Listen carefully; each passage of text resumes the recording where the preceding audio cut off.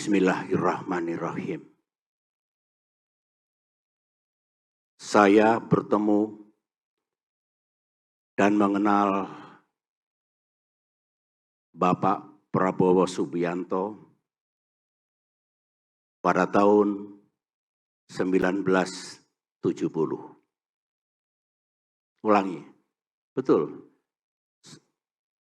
Bulan Januari pada tahun 1970, 53 tahun yang lalu.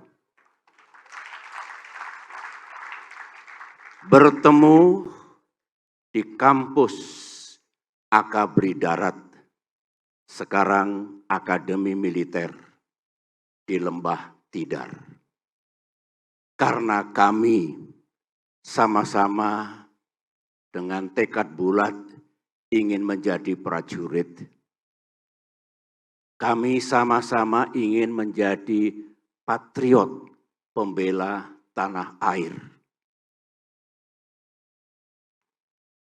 Setelah menyelesaikan pendidikan di Akademi Militer, dalam perkembangannya Pak Prabowo masuk Korps Baret Merah, Kopassus. Sedangkan saya Baret Hijau, Kostrat. Disitulah kami sering berinteraksi, berpikir bersama, bekerja bersama. Karena kami ingin memajukan profesionalitas TNI menjadi tentara modern. Itu yang sering kami diskusikan. Dan dalam porsi kami masing-masing, kami lakukan.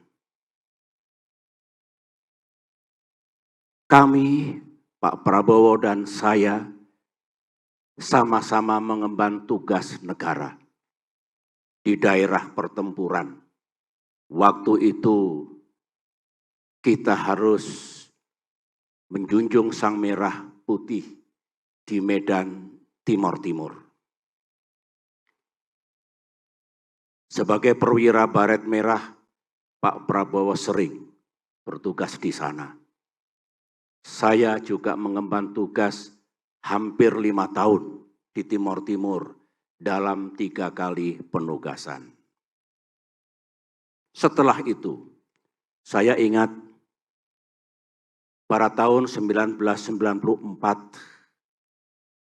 Pak Prabowo dan saya sama-sama berpangkat kolonel, mendapatkan tugas untuk berkunjung ke Singapura.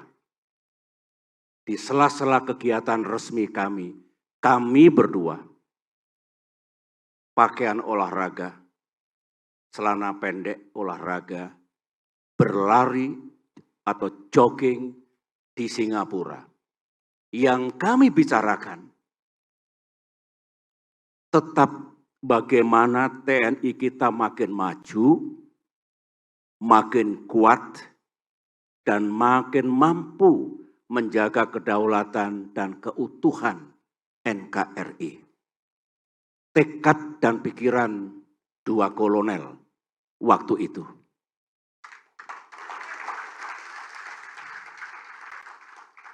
Itulah antara lain, sekali lagi antara lain, kebersamaan kami, kebersamaan Prabowo SBY selama lebih dari 20 tahun sebagai prajurit. Sejarah mencatat, saya kira Pak Prabowo akan bersetuju dengan saya, bahwa kita punya idealisme. Kita dengan segala keterbatasan yang kita miliki juga melakukan kiprah dan aksi nyata dalam ikut memajukan TNI yang kita cintai dan kita banggakan.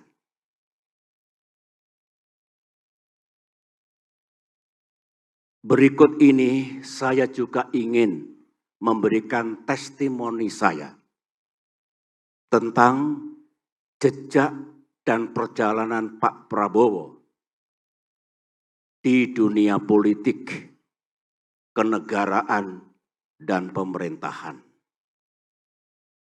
Perjalanan Pak Prabowo di dunia politik ternyata sangat serupa dengan yang saya tempuh.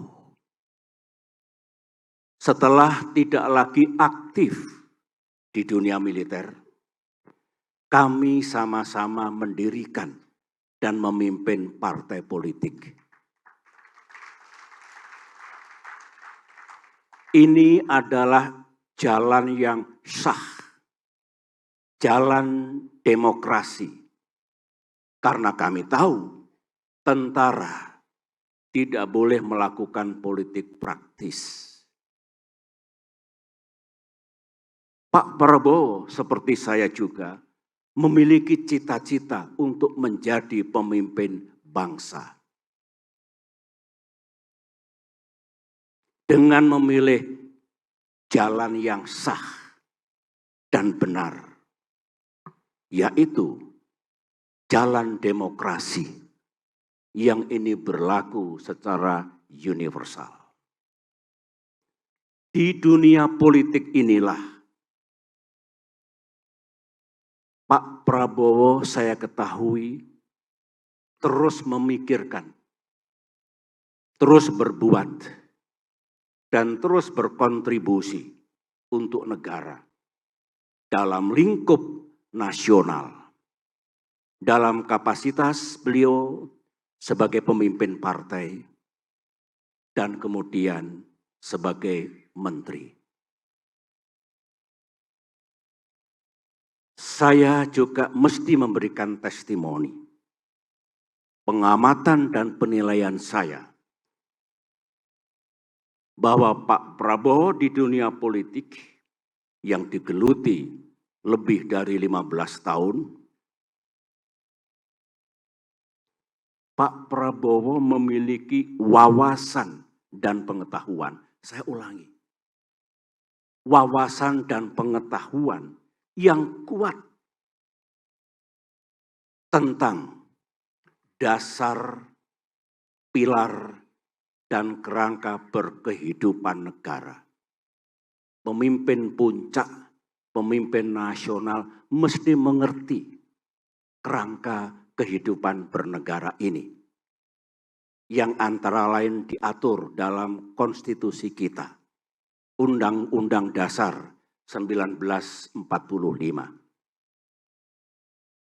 Beliau juga memiliki wawasan dan pengetahuan yang kuat tentang manajemen dan kepemimpinan tingkat nasional, tentang visi, misi, dan solusi untuk Indonesia masa kini dan masa depan. Beliau sangat mengerti perkembangan dan dinamika internasional dan kawasan, termasuk apa peluang dan tantangan yang dihadapi oleh bangsa Indonesia. Dan yang paling penting dalam penilaian saya, Pak Prabowo Subianto sangat mengerti agenda-agenda utama bagi Indonesia, antara lain dalam bidang pertahanan dan keamanan, dalam bidang ekonomi, dalam bidang kesejahteraan rakyat, dalam bidang hukum dan keadilan, dalam bidang demokrasi, kebebasan dan kesetaraan, dalam hubungan internasional termasuk geopolitik, dan tentang lingkungan hidup, environment and climate. Wawasan dan pengetahuan itulah menurut pandangan saya yang pernah memimpin negeri ini, yang diperlukan, yang harus dimiliki oleh seorang presiden. Presiden Indonesia. Indonesia adalah negara terbesar di kawasan Asia Tenggara, ASEAN. Indonesia adalah negara G20. Indonesia adalah negara dengan geografi dan demografi yang besar. Dengan apa yang saya testimonikan dan ketahui tentang sosok Prabowo Subianto, sahabat saya, capres yang diusung oleh Partai Demokrat, maka pada kesempatan yang amat penting ini,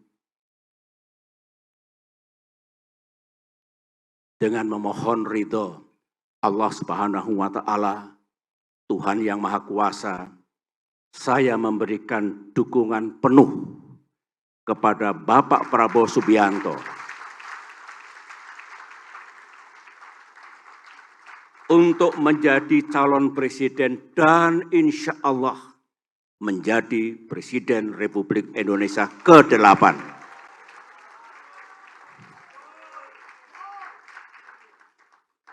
Apa dasar dan alasan saya? Ya, dengan testimoni dan penilaian tentang Pak Prabowo yang telah saya sampaikan tadi, saya menilai dan meyakini Pak Prabowo memiliki kecakapan, memiliki kemampuan, dan memiliki kesiapan untuk menjadi Presiden Republik Indonesia ke depan.